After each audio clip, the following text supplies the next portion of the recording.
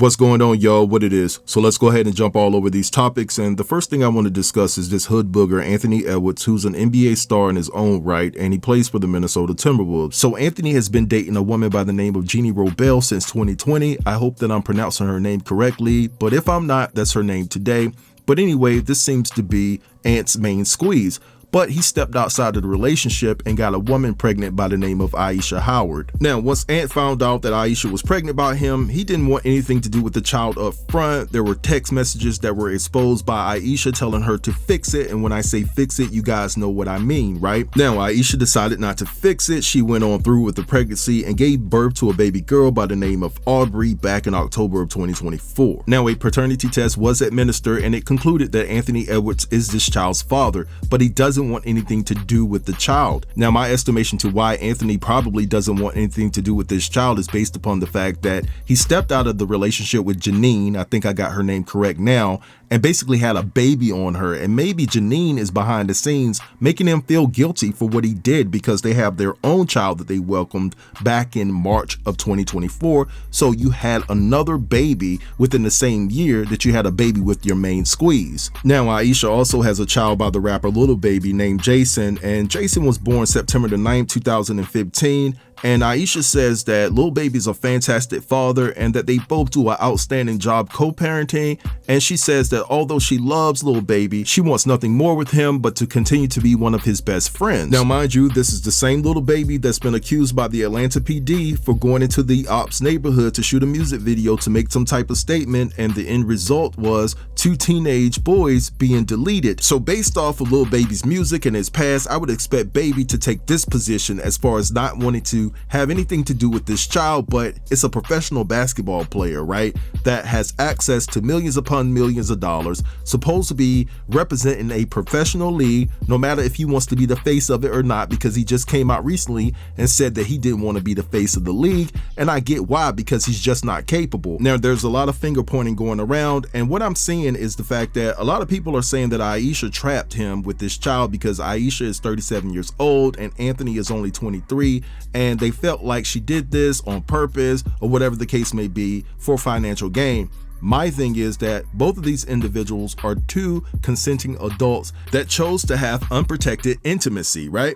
And so what is the result of that? You know that a baby can come out of it, and so that is what happened, right? And what's sad is the fact that this little girl is going to grow up and learn early on the lengths that her father went to have nothing to do with her. Yes, he's stepping up to pay child support, but he doesn't want to be involved in her life, and that's just sad, because ultimately I feel no matter what type of disdain you have for the baby mother, it's not about her at this particular point in time. It's about the relationship with your child. Now, I will say that it's very shady on Aisha's part, the fact that she actually lives in Georgia, but she filed child support papers in the state of California because in the state of California, she'll get a higher child support payment monthly, right? So it does look like this is a money grab for her.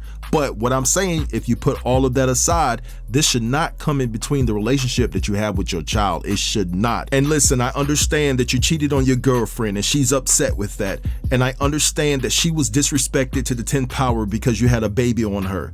But at some point, the facts are the facts. Either she accepts it or not. And if she doesn't want to be in your life because you decide to have a relationship with your child, then she needs to kick rocks too. And if I'm being perfectly honest, if I was the owner of the Minnesota Timberwolves, it would completely disturb the hell out of me that I had a player that took this approach to fatherhood. It really would. If I ran Adidas, which he has a deal with, it would disturb me that he was taking this approach by not wanting to be in his child's life. And listen, just as a teammate, I wouldn't look at Anthony the same. I would have no respect for him in that locker room. They would definitely have to move me because I would call him out. You know what I'm saying? I don't care if he's the best player on the team or not, he will be called out by me.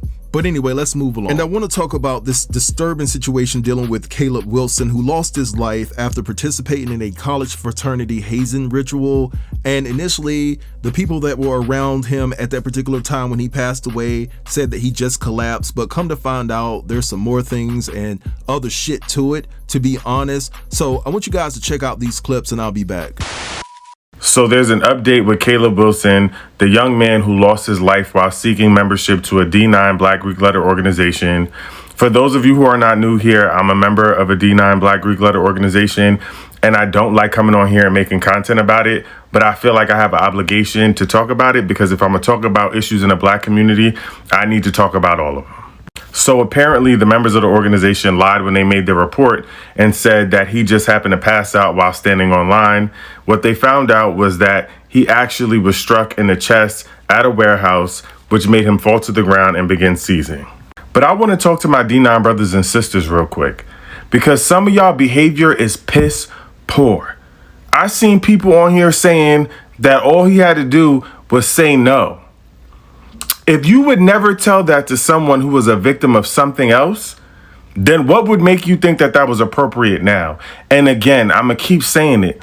This is someone's child who just lost their lives because of somebody else. Why would you think that that was okay? And let's not forget that y'all are also encouraging a culture that needs to end to continue to exist. You're essentially encouraging other folks to continue to do that in hopes that somebody would say no. And let's forget the Greek stuff for a minute. What college students you know that didn't say no to something that they probably should have said no to because they're young and dumb? That's literally the experience of a college student. And some of y'all clearly are fighting y'all own demons, and that's why y'all saying things like this. And y'all don't care enough about the work that your founders did to establish an organization during a time where Black people weren't always allowed to get an education. Y'all are losing the plot. And there's a family grieving the loss of their child. And some of us are what? Making excuses. Arrest the person who actually struck him in the chest. Arrest the people who lied about it, who were complicit in all of this and didn't tell the truth from the beginning, right? Kick them out of school, expel them, take their education away and everything, because this is just ridiculous. And listen, it's just time out for this nonsense. Now listen, I understand that no one expected this young man to pass away suddenly, and this ritual has been done thousands of times and it didn't garner this same result. But the fact that they had the unmitigated gall to lie about the situation, given the fact that this man's family has to bury him 6 feet deep, highlights the reprehensible individuals that didn't want to take accountability in all of this. And honestly, the book should be thrown at them. No mercy at all. And the fact that this situation took place during Black History Month and they still didn't have the fortitude to come forward with the truth is just despicable on so many levels. But anyway, I'm gonna let this go right here. I want you guys to drop down in the comments and let me know what you think about everything that I discussed within this video. Don't forget to like, comment, share, and if you're new here, consider subbing to the channel. I'll get with you guys later. Peace.